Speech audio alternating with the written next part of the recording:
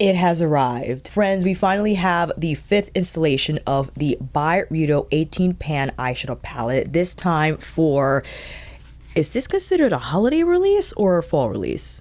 Let me know down below. Bibliophilia. If you're wondering what bibliophilia means, is actually 2 Greek words in a modern Latinized word. Bibliophilia literally translates into love of books. It comes from the ancient Greek word biblion, meaning book, and philos, meaning loving or fond of. And later scholars put them together in a more Latinized form, and now we have this word today. And BYREDO is leaning into that deep romantic connection to libraries, literature, to books. And I'm happy that I researched further, because what emerged from my curiosity is now fully understanding the inspiration behind this color story. But first, just some quick retail details. I bought this from Nordstrom. I know it's currently sold out. It'll be back in stock, whether it be Nordstrom or BYREDO, but this palette retails for $115. Again, 18 shadows. We have a 12-month suggested shelf life, and it is made in Italy. BYREDO releases a palette every year, and usually they do so during April, but we didn't get this until September, and BYREDO enthusiasts like myself were getting worried, because last year we got Mineralscapes, which I can argue to be perhaps BYREDO's greatest palette. I'm saying it, I'm establishing that here and now. Yes, before diving into Bibliophilia, but again, back to the inspiration, because let's see it fresh out of the case. Here you have this gorgeous color story that when I first saw online, I kind of separated from cool to warm, because you can see out of the 18, the 9 on this side are like the more taupe heavy tones, and then here we have the more gemstone types of colors with maybe what looks to be, I mean, we have to swatch all of these, but those very much could be more like a taupe mauve moment. And people were like, neutral colors, not really feeling it. But once I learned about, again, the inspiration behind these shadows, I'm now more connected to what BYREDO wanted to accomplish with this palette, or Alicia specifically, as she is the creative mind behind this release. I don't think BYREDO is working with someone new, and if they will decide to continue working with Alicia, or if they decide to work someone else in 2026, who knows? But you see the crumpled paper here on the front, and they definitely took a more abstract approach to this, and looking at it in person, it definitely has more of an impact in person, because when you see it online, I don't think it reads the same. It doesn't feel the same like when you have it in front of you in hand. And this is a page out of a book.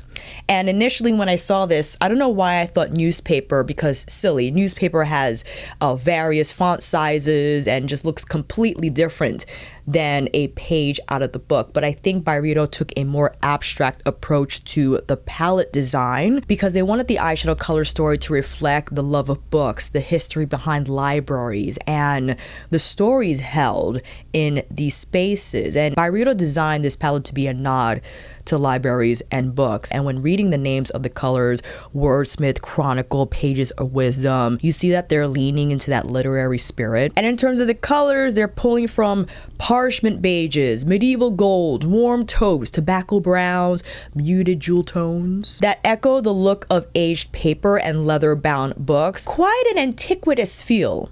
Is antiquitous even a word? I'm making it up now. And that connected me more now to the color story. I get it, because I found this image, and when I hear medieval and just, again, more an historic element to books, and when you actually visit like an old historic library space, those colors do exist, and now it makes sense. It would have been interesting if BYREDO took a literal approach to the design, like maybe making the seam of the palette like an actual leather bound book material with like that raised design that sometimes they have on their palettes, or even having like the leather bound seam on the front of the compact. But again, they took a more abstract approach to the design, and I dig it. It's BYREDO. That's what they like to do. And again, learning about the name Bibliophilia and dialing in to the color inspiration that definitely does exist in these historic older library spaces and the colors that exist there, I'm like, okay, I get it now. So now we have the details. Let's dive in to these shades. And this is always tricky because I'm trying to match the names to the diagram, but I think we'll be successful. Wish me luck. First, we have Mine Solace. And I should know better using this side for swatches. Oh my goodness, that's pretty shiny. That's pretty shiny. Wordsmith. This seems to be more like, oh, that's a little more powdery than the first gold we swatched, but I think when on the eye, it's gonna have more of like a pearl effect when blended into the skin. Next, we have Chronicle. This feels ultra soft.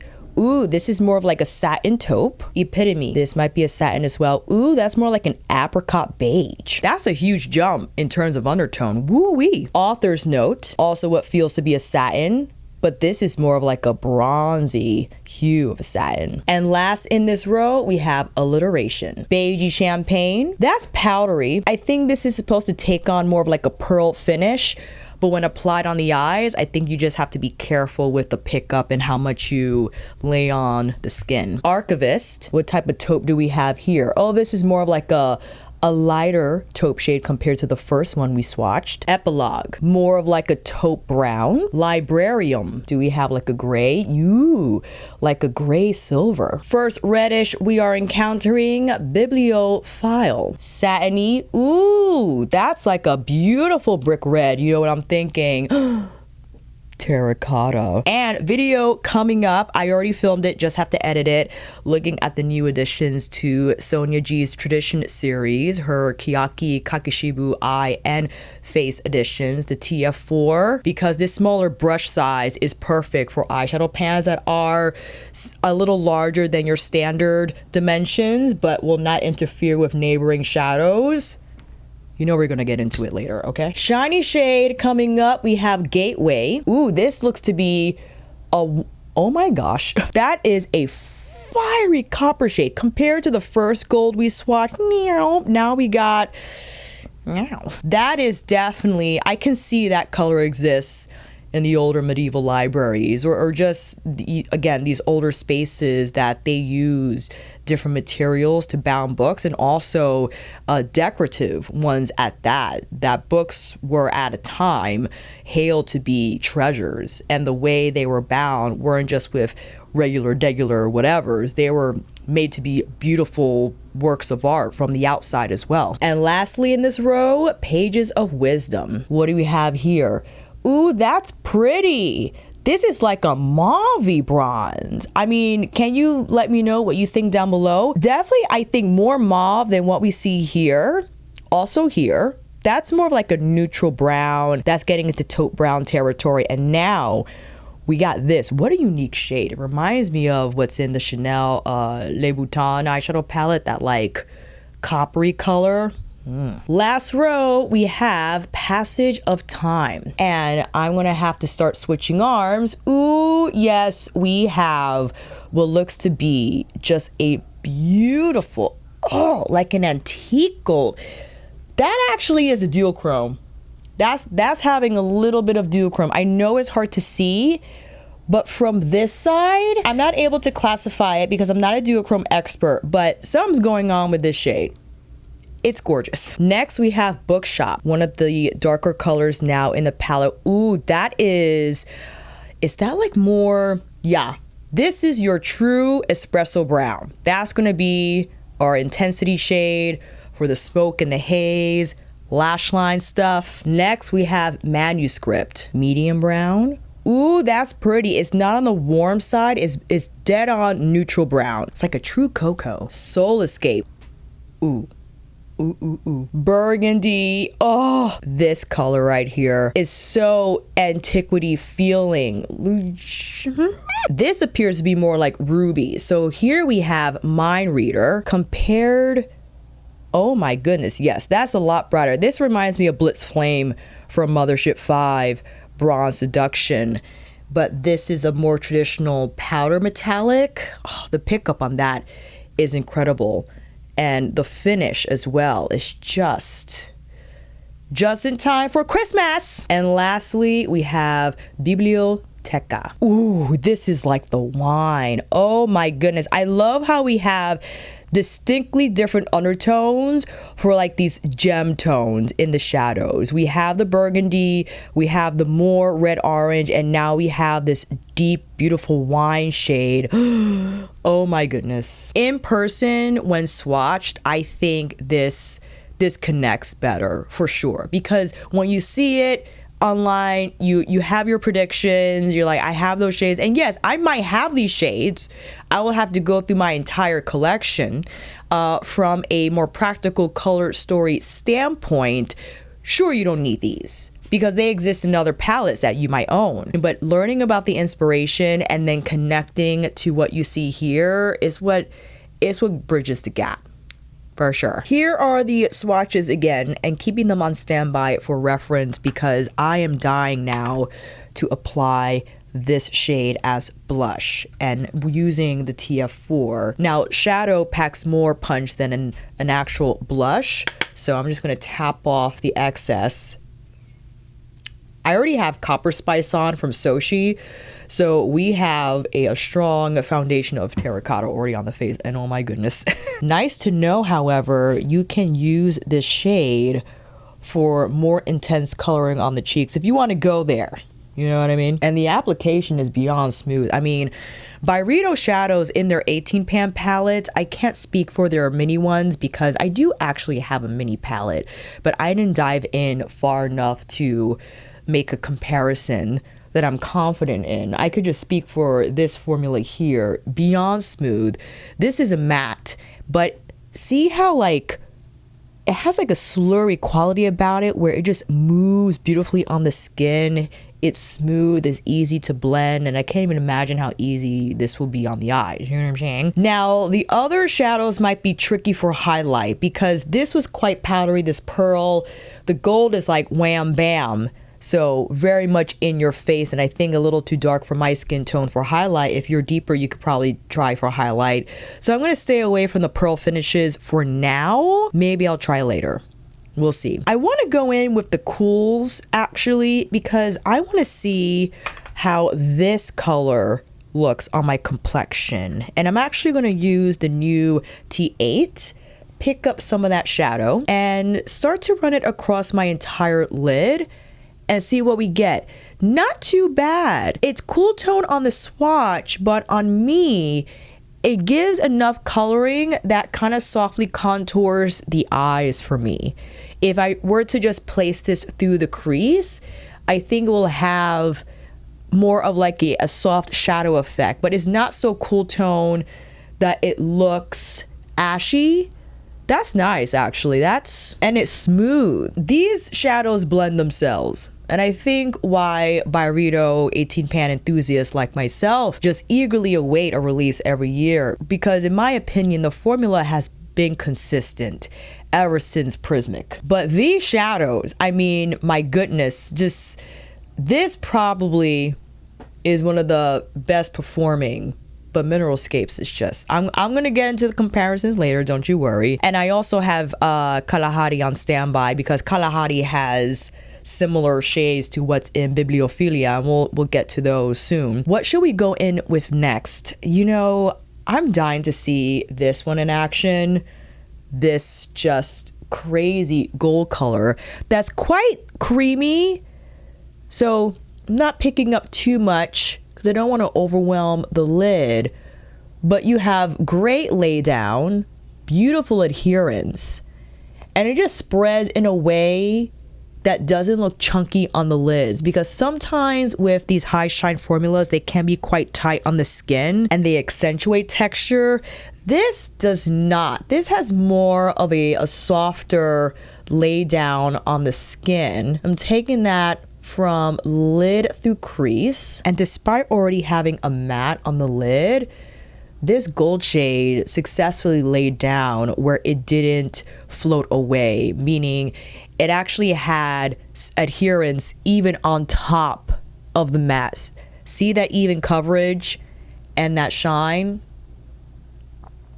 not bad. But let's go into this more powdery shade, and because it is more powdery, I'm lightly tapping to not overwhelm the brush with product. And that has a nice highlight effect. It's not as shiny as this shade here, but it definitely has a glow from the inner corner, which is what I want to achieve, right? I want to have that distinct highlight look to the eyes. And now grabbing the smaller T9 and this more sparkly shade. I think this is perhaps alongside this copper here, that's like blingy bling bling, is one of the shinier. Oh yeah, this I'm placing on the inner part of the arc. Oh boy, for sure. This is the star shade.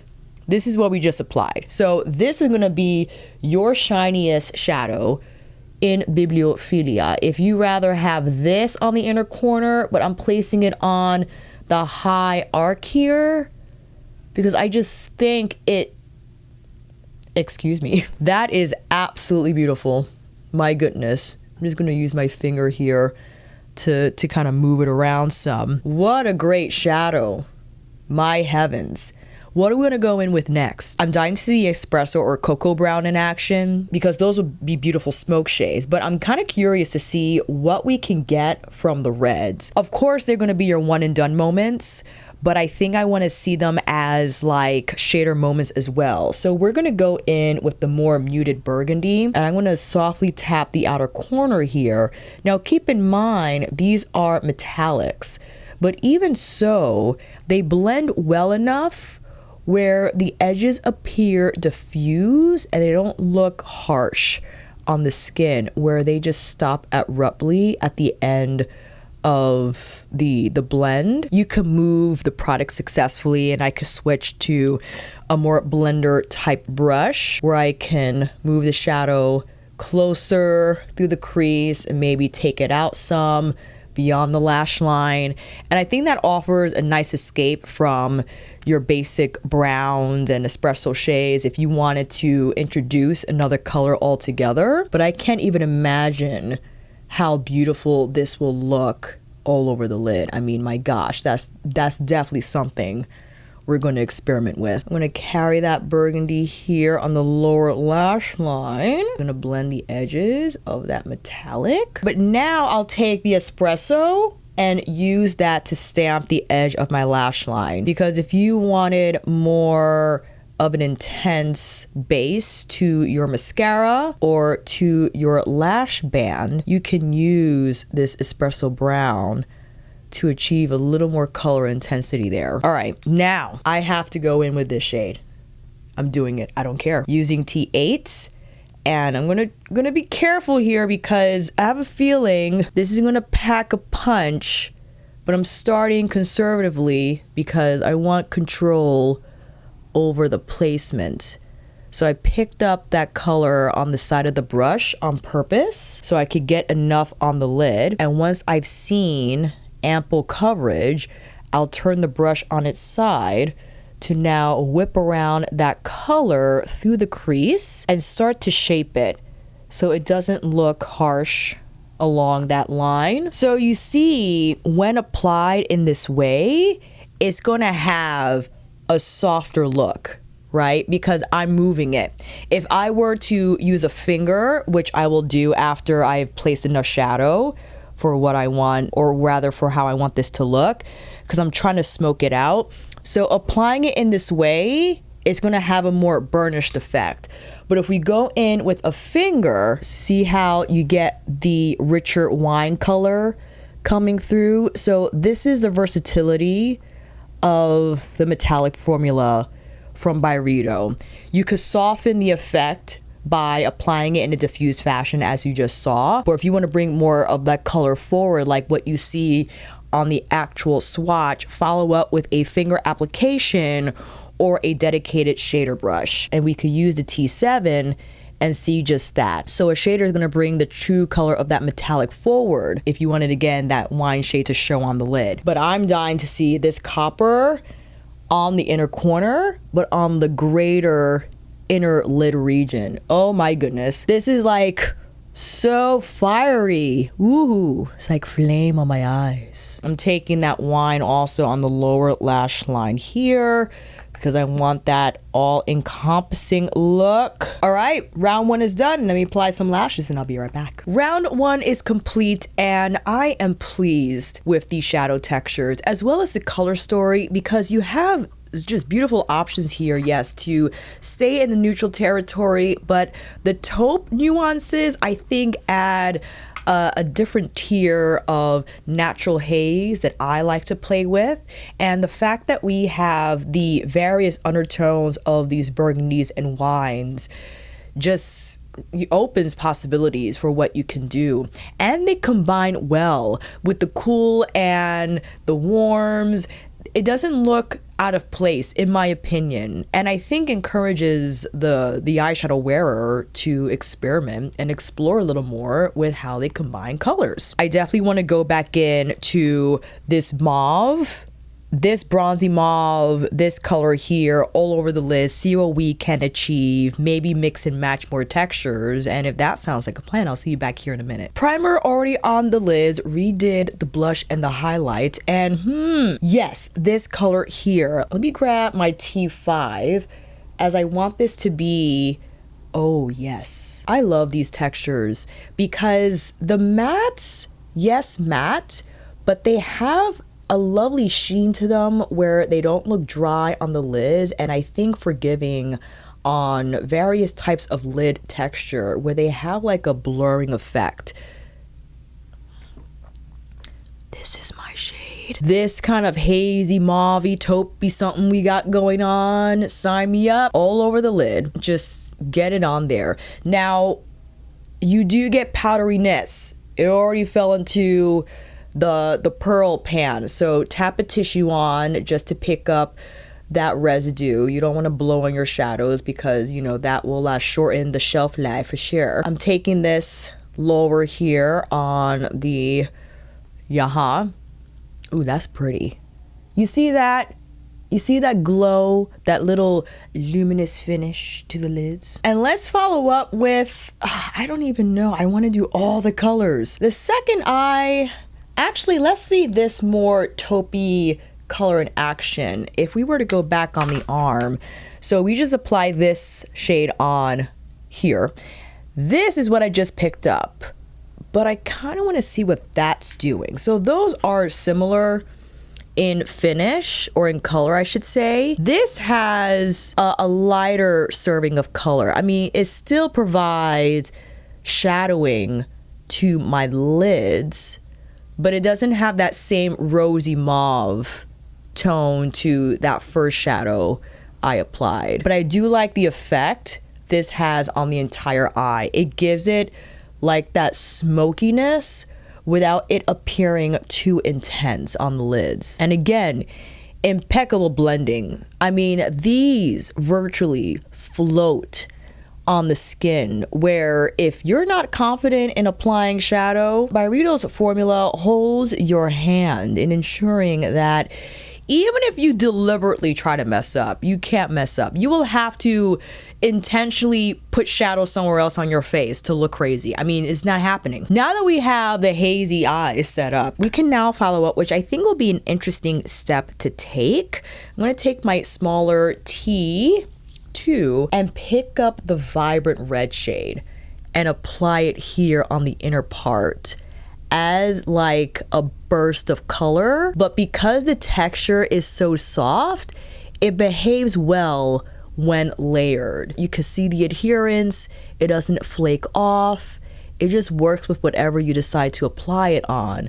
But now we have like that shine of color that you can apply anywhere on the eye. You could even apply it here on the lower lash line and wing it out softly if you wanted to like introduce another color into the mix, or you can even place it with a smaller brush on the lower inner lash line. That would be a lot of fun. This is a little avant-garde in terms of the technique, but whatever. But let's see. Ooh, we could follow up with the shiniest of shiny shades, but on the actual inner corner, and overlap that with that red orange shade. So now it has a more deliberate highlight effect, but color following through if you didn't want it to exclusively look like shiny gold on the inner corner. And I'm going to follow up with that same shadow on the inner part of my lash line just to complete that bracket. This shadow is insane.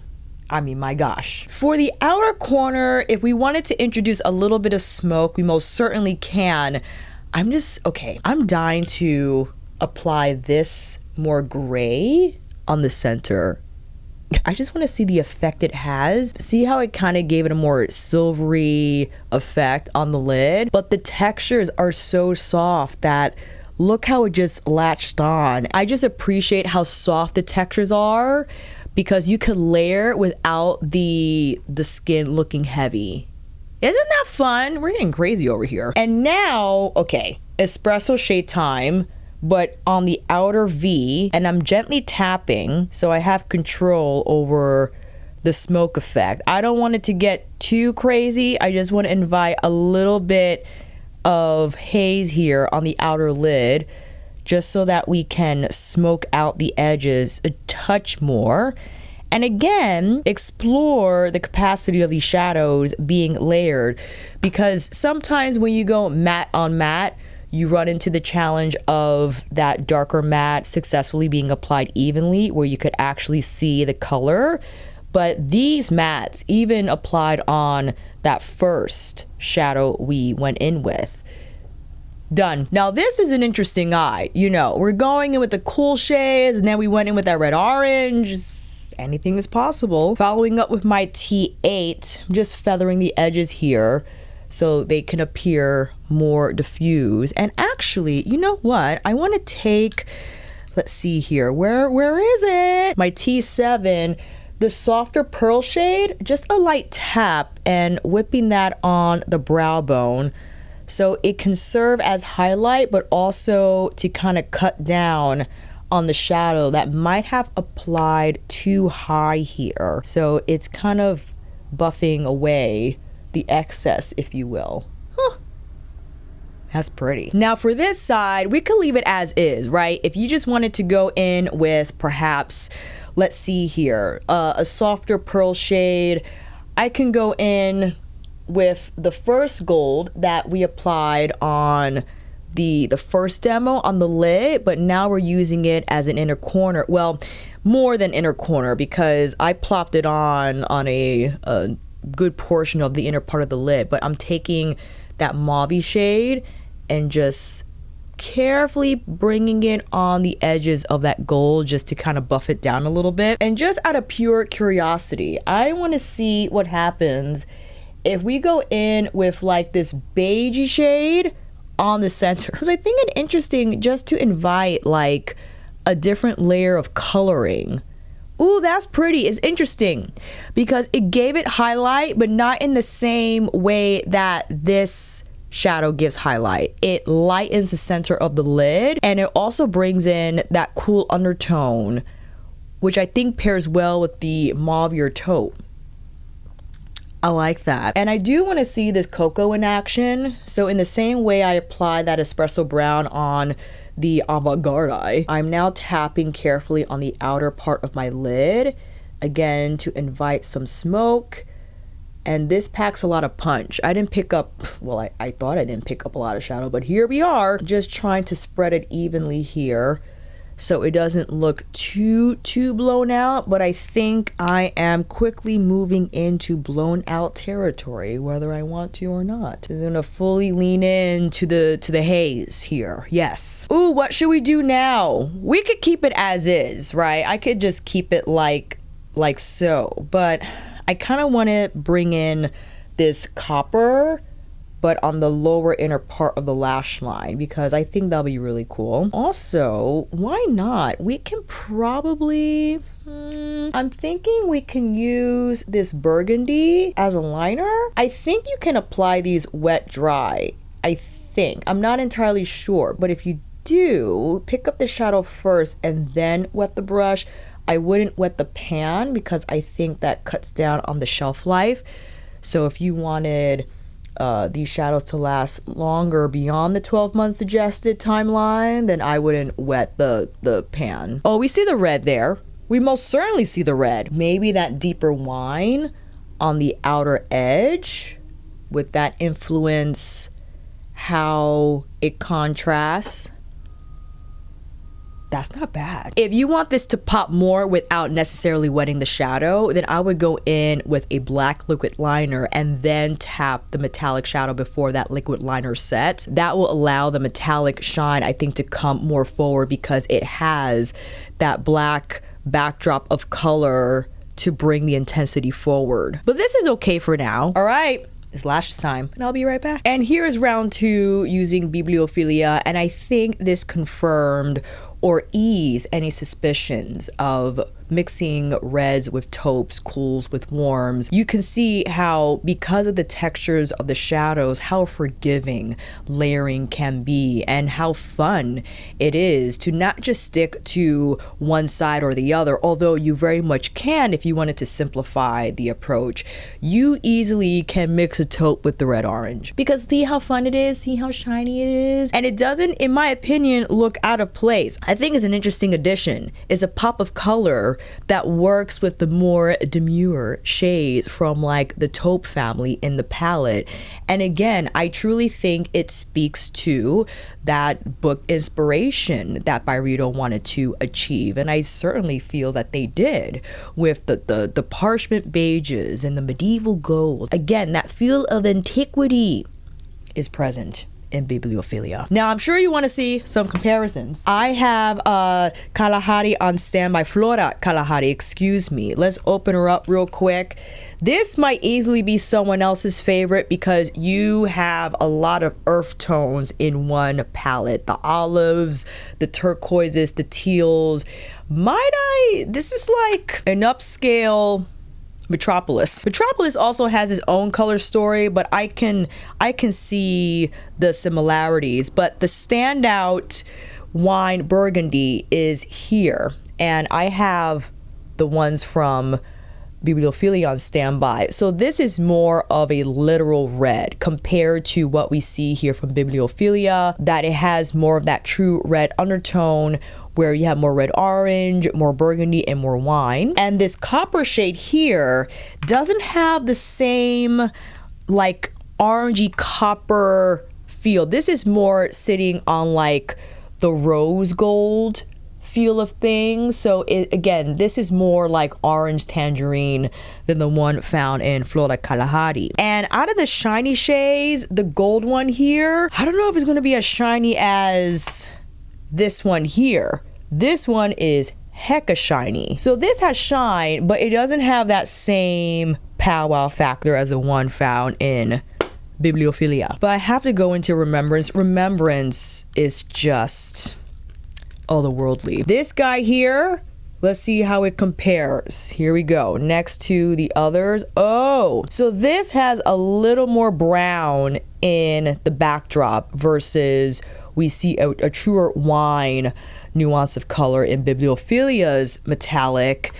Also, you have a shiny silver here. Does this kind of compare to what we have here? I'm sorry, edge of the elbow. It does, but the shadow in Bibliophilia is better because this is actually like a soft type of a texture. It kind of reminds me of what's found in the YSL shadows, like the overlay shadows that are a little powdery. This is a little too loosey-goosey. When you get it on the skin and blend it, it has a nice shine effect. But in my opinion, the Bibliophilia texture, the high shine one, has a far better formulation. It's creamier, better adherence, and it doesn't flake as much. And these are more rosy browns. Like if I were to pick up this shade and compare it to the mauve shade here, you see that there's more of a rose influence in the undertone, and this sits to be more mauve taupe. Oh my gosh, if I had to pick which is my favorite. Ooh, so hard, because I am loving the eye looks I just created 100%. They're just so different. They're so different in their color stories, in their inspiration. If I were to quickly, okay, This shiny shade from Mineralscapes is a little more textured. Something like this actually doesn't exist in Bibliophilia. Let me swatch it here. Yeah, it's a totally different shade. Color doesn't have that same shine effect as what's found in Bibliophilia. The color inspiration is completely different in Mineralscapes. I think one of BYREDO's best color stories ever released. But my gosh, Bibliophilia is, I don't know what to do. I'm in a crisis right now. I didn't expect it to love it this much. I knew I was gonna love it, but I'm like in adoration status right now because I'm just floored by how easy it is to combine these colors. But I think BYREDO has, they went beyond. This formulation in Bibliophilia is the best they've done. I have all the palettes ever since the first one, ever since Prismic, when Izumea was the creative director. Okay, this has to be, formulation wise, BYREDO's best. We can argue which is the best color story. That's an entirely different conversation. But if I'm just talking performance, the textures, the softness, the true to color performance, what you see in the pans, what you get on the eyes, just the versatility of the textures, how you can apply these metallics in a more burnished fashion, but then bump up the color intensity by using another tool or using your fingertip. The softness of the mattes, the way you can layer different shadows without the previous, or rather that second or even third shadow flaking off or looking splotchy or uneven or just disappearing entirely. There is none of that in this palette. I don't know, man. I could totally understand why you would skip it because it's not like we haven't seen these shades before. I think what I'm gushing over is the formula. The formula of BYREDO in this palette specifically blew my expectations. Again, I knew it was going to be fine. That's why I bought it right away, no questions asked. The minute it was available in Nordstrom, I was like, oh my goodness. I'm just saying, when it becomes available again, whenever that is, or when BYREDO carries it, try to get it from BYREDO. And this is a mini rant, my apologies, I'll be done with it quick. You should have seen my face when I discovered upon returning home that this is the mailer Nordstrom sent my Bibliophilia in. Barely padded mailer. Okay, this delicate palette, I opened that package with bated breath, but to my relief found that all shadows remained intact. Because if they didn't, you saw how soft they are. So any impact or accidents in transit would have been devastating to this palette, devastating to me. And funny, Nordstrom would send the largest box with all the paper filling for a teeny little bit of sample. Gift with purchase. They will send the actual item I purchased in one package and send the sample in another. And a huge box with paper filling. Was that really necessary? But you send the palette in that? I'm still mad about it. But if you order from BYREDO, I think it's going to be a far better packaging situation. Like they're going to put it in the box with the proper filling so it doesn't rock around, you know? If it gets thrown or what have you, it'll be protected, okay? That's what I'm just saying. And maybe you'll get some BYREDO points. I think they might have a rewards program. I should look into that. I probably, yes, because I bought my Mineralscapes from BYREDO last year, so I should have an account. But friends, let me know if you have Bibliophilia on your radar, if you already picked it up when it was on Nordstrom for that brief period of time. What you think about the colors, the textures, I would love to know all of that down below. And if you made it this far, make sure you like this video by clicking that thumbs up. It helps me tremendously in letting the algorithm know that I'm worth watching and will now recommend my videos to other BYREDO enthusiasts such as yourself. And consider subscribing because you never know when I'll hop on here for another look video using Bibliophilia or whatever I decide to do. And you know when that upload drops when you click that notification bell. And if you're a returning subscriber, I appreciate the watch. And if it's your first time here, hello! Please stay, peruse the channel some more. Maybe I'll see you in this video here. I'll definitely see you down below in the comments for this one and on here again next time.